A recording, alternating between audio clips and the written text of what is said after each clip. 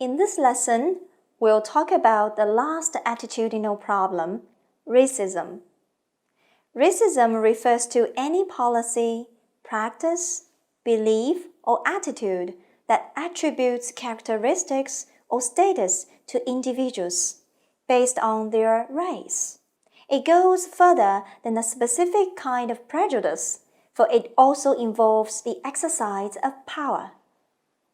Racism exists worldwide. In some Western countries, race is seen as a continuum rather than mutually exclusive categories. Racism appears in songs, insults, and malicious humor, employment ads written to discourage non-white applicants. At the culture level, racism denies the existence of the culture of a particular group. For example, the denial that African Americans represent a unique and distinct culture that is separate from European American culture and all African cultures. Cultural racism also involves the rejection by one group of the beliefs and values of another, such as the negative evaluations by whites of Black cultural values.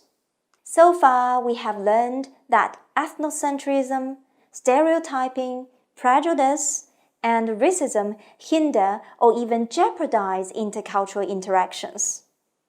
But what causes the persistence of these attitudinal problems? There are various reasons. And we'll have a look at the widely acknowledged reasons. First, socialization. Ethnocentrism, stereotyping, prejudice, and racism are learned, many of which are passed on from parents to children, sometimes in subtle messages such as, "We don't associate with people like that," or "Be careful when you are with them." Second, social benefits.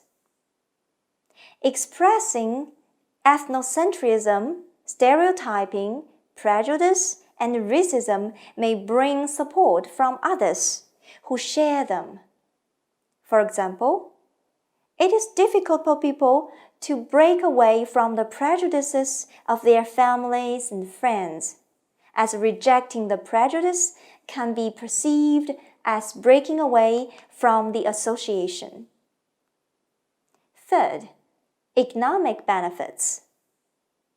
Ethnocentrism, stereotyping, prejudice, and racism can be strong when there is direct competition. When Chinese immigrants worked on building the transcontinental railroad across the United States, when jobs were plentiful, Chinese were perceived as hardworking, industrious, and law-abiding. But after the railroad was completed and jobs dwindled, Chinese were perceived as crafty and stupid. Fourth, psychological benefits.